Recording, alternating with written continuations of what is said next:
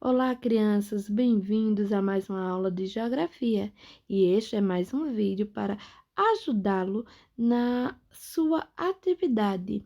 Desta vez, da página 28 a 37. Vamos lá?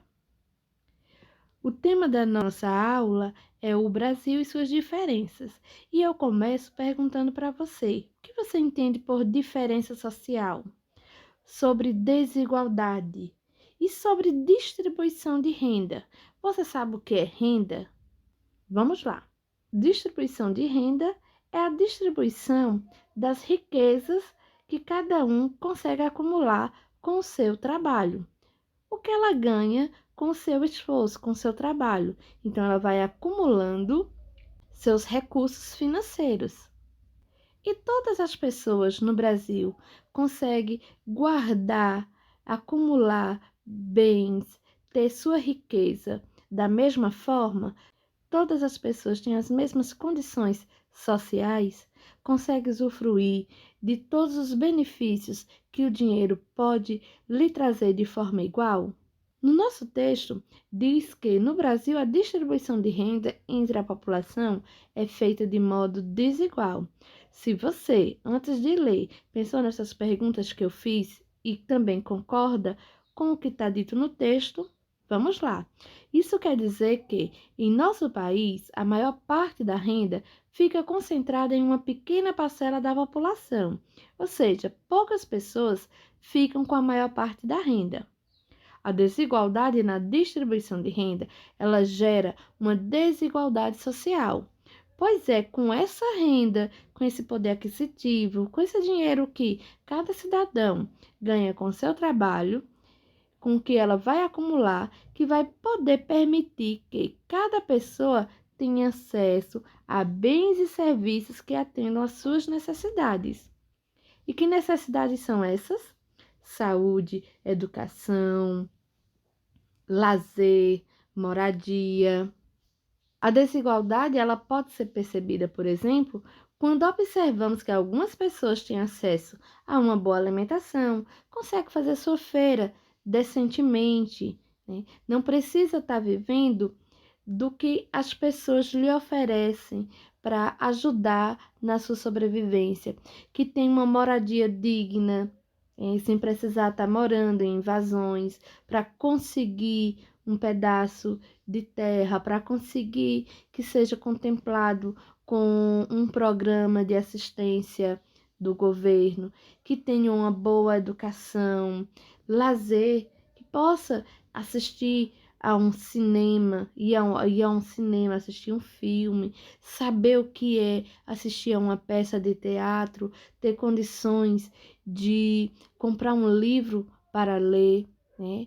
Sem falar do atendimento à saúde, adoeceu, teve condições de ir a um médico, de fazer todos os exames que são solicitados e muitas outras coisas. Então, para ilustrar isso aqui, nós temos então essa ilustração do bolo, certo? Se o bolo é dividido entre poucas pessoas, cada um vai ganhar uma parte considerável. Mas se esse bolo é para muitas pessoas, menor vai ser a fatia. A desigualdade social ocorre em todo o nosso país e manifesta-se de maneira mais ou menos intensa em cada região, em cada unidade federativa. Chamo sua atenção aqui, unidade federativa significa para cada estado ou em cada município. Quanto maior é o desenvolvimento econômico de um lugar, melhores são as condições de vida da população desse lugar. Essas condições podem ser avaliadas por meio de indicadores sociais, como renda, acesso a serviços de saneamento básico, taxa de mortalidade infantil, esperança de vida ao nascer, escolaridade, entre outros. Você que foi meu aluno já viu isso aqui. Nós já debatemos em outra aula. Por sinal, Petrolina foi considerada uma das melhores cidades para se viver no interior. Porém, tudo isso, certo? É importante esclarecer que, mesmo nas unidades federativas, nos estados ou cidades mais desenvolvidas, também existe desigualdade social.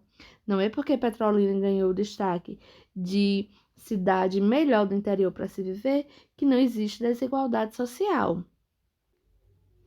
E aqui, na atividade da página 29, nós temos essa ilustração, né? É onde temos, certo, um edifício com prédios e temos ao lado uma comunidade, uma favela. E essa foto, ela representa desigualdade social? Sim, não. Por que ela representa uma desigualdade social? Que desigualdade social é essa? É a de falta de saneamento? É a falta de moradia? Os que têm moradias muito boas e quem não tem uma moradia decente? Pense aí e coloque a sua resposta. Na questão 2, observe os contrastes social no lugar que você vive. Qual deles chama mais sua atenção? Como você explica a existência desse contraste nesse local onde você vive?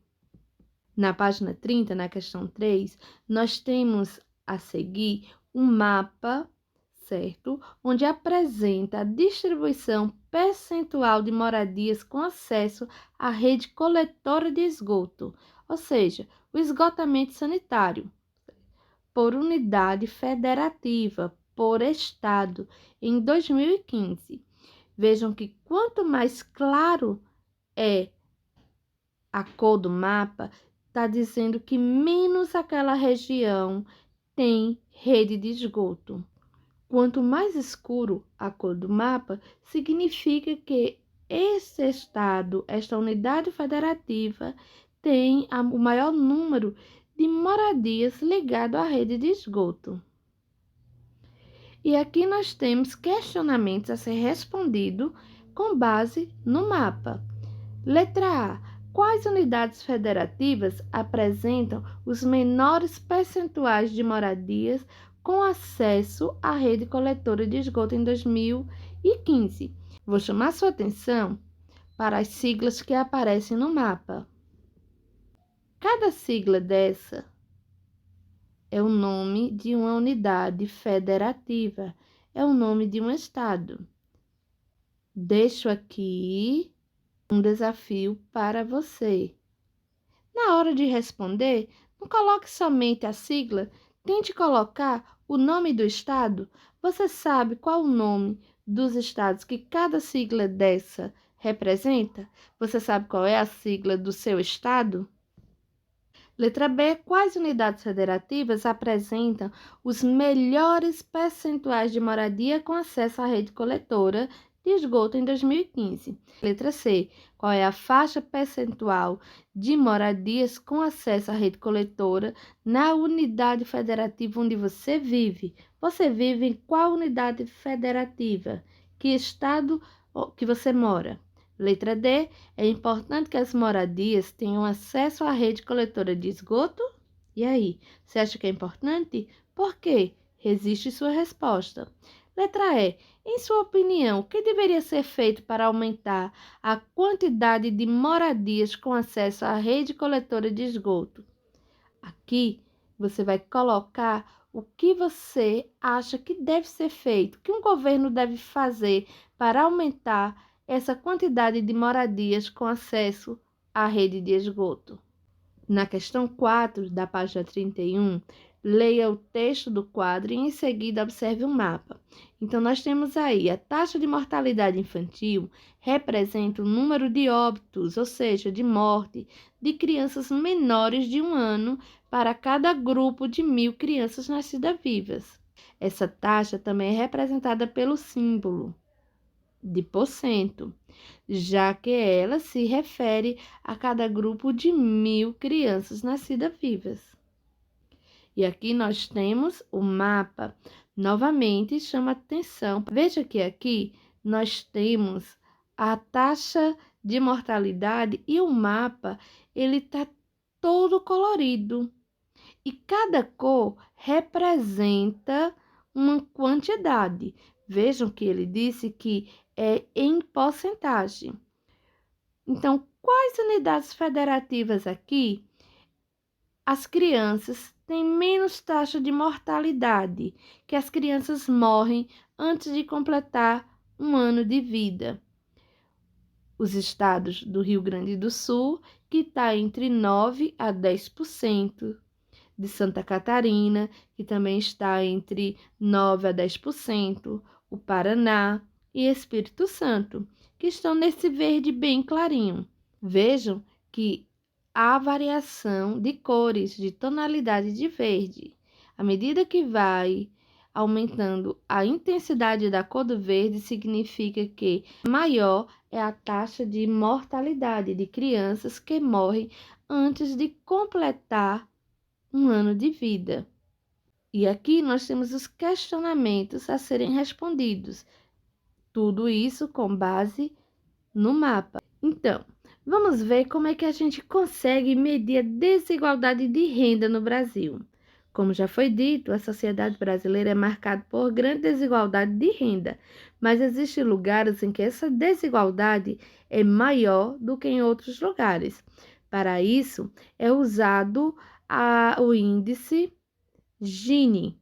Esse índice Gini é uma medida que vai de 0 a 1. Quanto mais próximo de zero é o valor desse índice, menor a desigualdade. E quanto mais próximo de 1 é o valor, maior é a desigualdade de renda. Vamos ver aqui o mapa que mostra a distribuição de renda do Brasil usando esse índice Gini.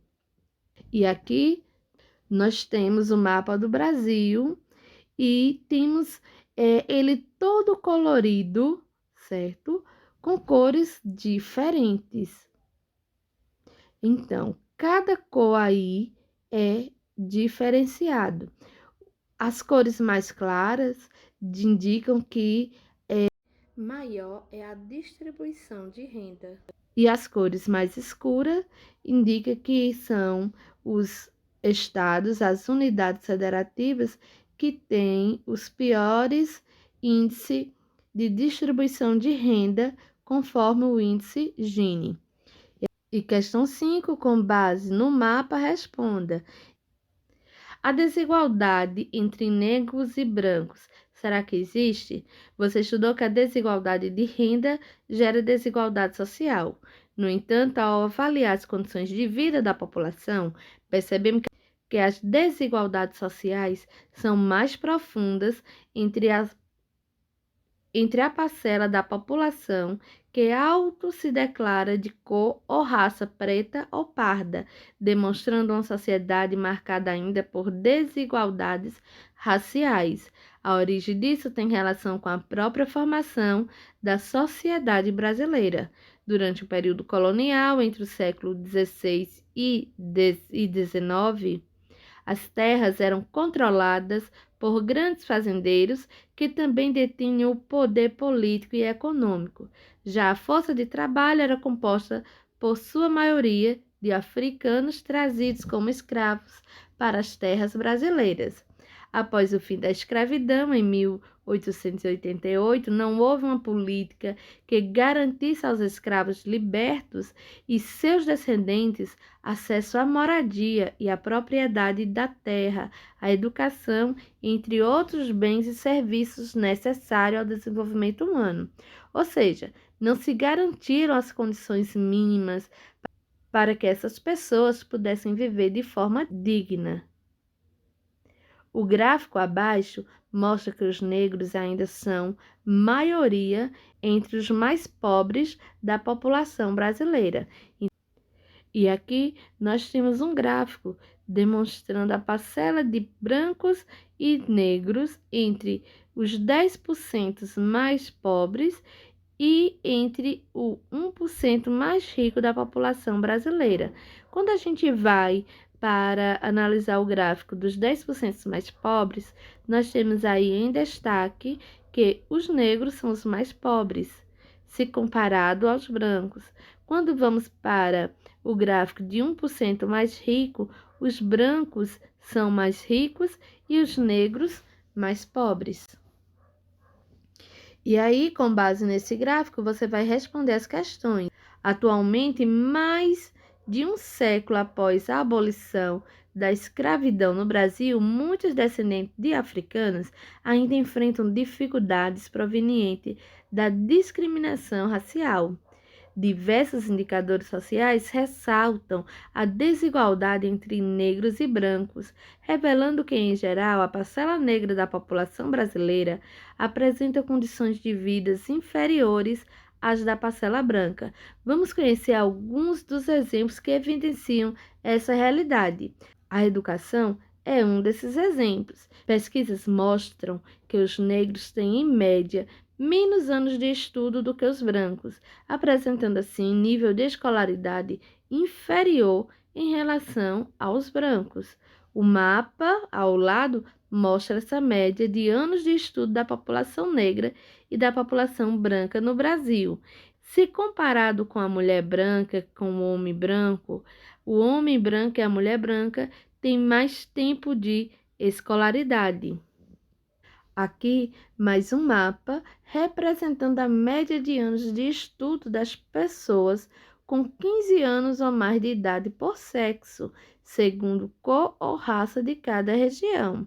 Vocês veem, vocês conseguem identificar que nas 5 regiões do Brasil, o número de pessoas brancas são maiores que pessoas negras se comparado o tempo de estudo, a média de anos de estudo. E aí, com base nos mapas das páginas anterior, você vai responder qual é a média de anos de estudo das mulheres negras do Brasil e das mulheres brancas. Letra B, qual é a média de anos de estudo dos homens negros no Brasil e dos homens brancos. Ainda continuando, letra C, e na região que você vive, qual é a média de anos de estudo das mulheres e dos homens, considerando a cor ou a raça? Letra D. Em qual região mulheres brancas e negras têm mais anos de estudo em média? E em qual região homens negros e brancos têm mais anos de estudo em média? Letra E. Qual região apresenta os menores índices de anos de estudo para o grupo de mulheres negras e brancas e para o grupo de homens negros e brancos? Todas essas informações estão explícitas em cada um desses mapas. O desemprego é outro fator também que gera essa desigualdade. E aqui na tabela você consegue ver de forma geral no Brasil que a mulher negra, ela tem mais número de mulher negra desempregada do que de mulher branca. A mesma coisa com o homem negro. Tem mais homem negro desempregado do que homem branco desempregado.